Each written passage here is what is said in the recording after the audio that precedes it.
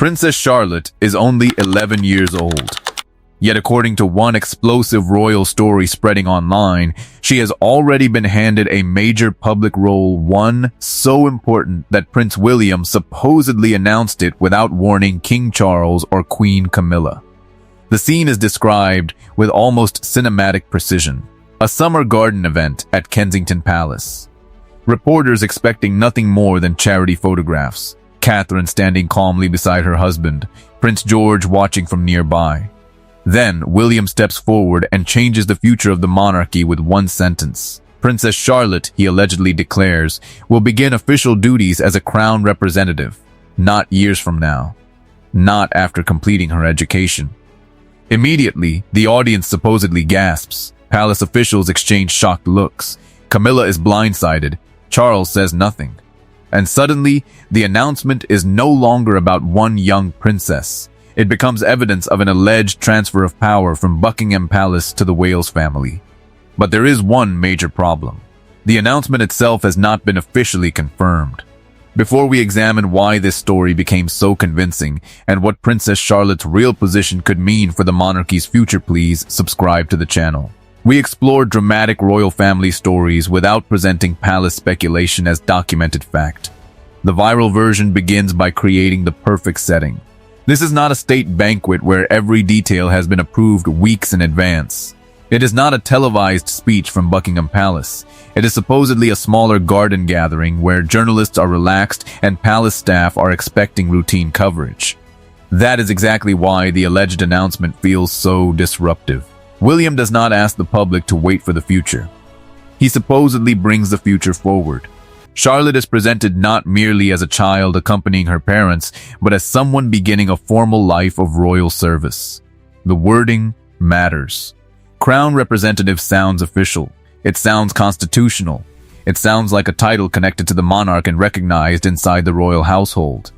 But no current official royal family page identifies a British royal position by that name. There is no published appointment. No named charity has announced Charlotte as its patron.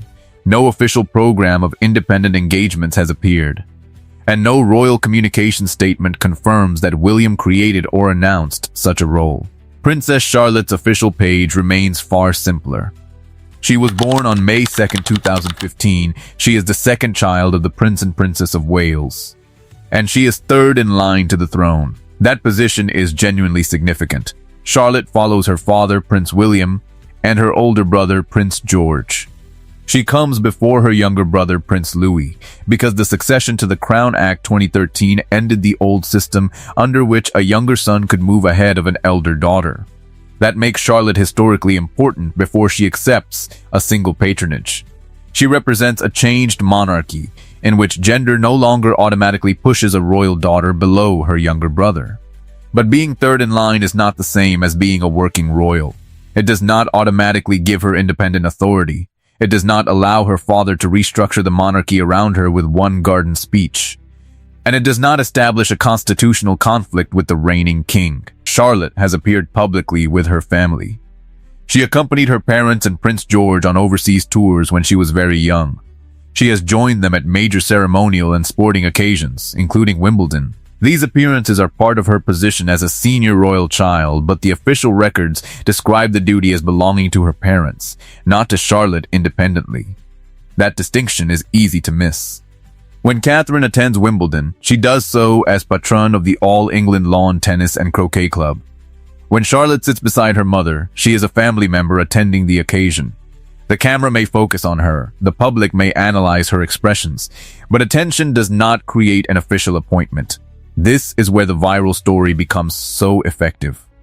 It takes something real, Charlotte's growing public visibility, and adds something unverified, a formal royal role. Then it adds a second unsupported layer. Queen Camilla supposedly knew nothing about it. In the story, Camilla's absence becomes evidence. No public congratulations allegedly means anger. No immediate palace statement supposedly proves she was blindsided. And silence is transformed into a royal protest. But the absence of a statement cannot tell us what Camilla knew. Royal children appear at events without every senior member of the family releasing separate comments. King Charles and Queen Camilla do not publicly react to every appearance made by their grandchildren. Silence can mean disagreement, but it can also mean that there was no announcement requiring a response. Without the original event, the alleged Camilla reaction becomes a story built on top of another unverified story. The narrative then turns toward Charles. He is portrayed as a king watching his own reign being overtaken by his son. William and Catherine attract attention. Their children fascinate the public. Charlotte's alleged new role supposedly proves that the monarchy's emotional center has already shifted away from the current king and queen. This is powerful storytelling because every monarchy naturally contains two time periods, the present reign and the reign expected to follow it. William really is the heir to the throne. He and Catherine genuinely carry out public and official duties in support of the king. Their three children naturally represent the institution's next generation. But preparing for the future is not the same as replacing the present. William's official role is described as supporting the king, not operating a rival crown from Kensington Palace. His popularity does not change the constitutional order. Catherine's influence does not give her authority over Queen Camilla, and Charlotte's position in the succession does not make her an independent representative of the monarchy at 11 years old. The viral account needs conflict because ordinary preparation would not create the same reaction. A family teaching its children about duty sounds responsible. A future king raising the next generation sounds expected. But William secretly bypassing Charles and launching Charlotte's royal career sounds like a palace revolution. So the story introduces private meetings. Camilla allegedly summons advisors. Charles supposedly refuses to resist. Catherine is said to review polling and media reactions each night. Staff members quietly move their loyalty from one household to another. Foreign officials supposedly begin treating Kensington Palace as the real center of power. These details create the impression that the audience is watching a documented transition. Yet none is supported by named officials, published records, or independently verified reporting. The language is precise. The evidence is not. And there is another reason viewers may accept the story so quickly. Princess Charlotte already appears unusually composed in public. She has been photographed reminding her brothers about ceremonial behavior, standing calmly at major events and watching senior royals closely. These moments have encouraged commentators to imagine what type of royal she could become. Some see Queen Elizabeth's steadiness, others see Diana's ability to connect with the public, but those comparisons belong to public interpretation. They are not job descriptions. A child looking confident at a ceremony does not prove that palace planners have assigned her a formal role. It proves only that she is growing up inside one of the most observed families in the world. William and Catherine have also made clear through their public behavior that their children's lives are not treated entirely as royal performance. They release selected photographs. They occasionally bring the children to major family or national occasions. But they have not placed Prince George, Princess Charlotte, and Prince Louis on regular individual engagement schedules. That balance matters. The children must understand their family's public position. But they are also still children. Any real decision to begin official duties at such a young age would be enormous. It would require more than a surprise sentence at a garden event. There would likely be a defined organization, a clear purpose, a public schedule, and official communications explaining what the role involved. The title itself would need clarification. What authority does a crown representative possess? Whom would Charlotte represent? Would she attend events alone? Would she receive a patronage? Would her activities appear in official royal household records? Would the king approve the role? The viral account answers none of these practical questions. Instead, it focuses on shocked faces. That is often the warning sign. When a story provides detailed emotions but no administrative facts, it may be offering drama in place of evidence. The real future of Princess Charlotte is more uncertain and more interesting. She may eventually become a working royal. She may take on charities and public causes. She could become one of Prince George's most important supporters if he one day becomes king. Princess Anne's life offers one possible example, a daughter of a monarch building a major independent record of service without being the direct heir. But Charlotte could also make different choices. The modern royal family is smaller than it once was. Public expectations are changing, and William and Catherine have years before any decision about their daughter's adult role must be made. No one outside the family can state that future with certainty. What is certain is that Charlotte's position already carries unusual constitutional importance. Because of the 2013 succession reform, she did not lose her place when Louis was born. She remains immediately behind George. That fact alone represents a profound change in royal history. Perhaps that genuine change is why the fictional role sounds believable. Charlotte does not need to be named crown representative to symbolize a modern monarchy. Her place in the succession already does that. She does not need to rival George. Her position beside him already demonstrates that royal daughters are no longer automatically moved aside for younger sons. And William does not need to stage a conflict with Charles for his children to represent the future. Every heir's family represents the future by definition. The more revealing question is why the rumor requires Camilla to be the loser. The story could simply be about Charlotte gradually learning about public service. Instead, Camilla is portrayed as threatened. Catherine becomes her strategic rival. William becomes the man removing the current queen from influence.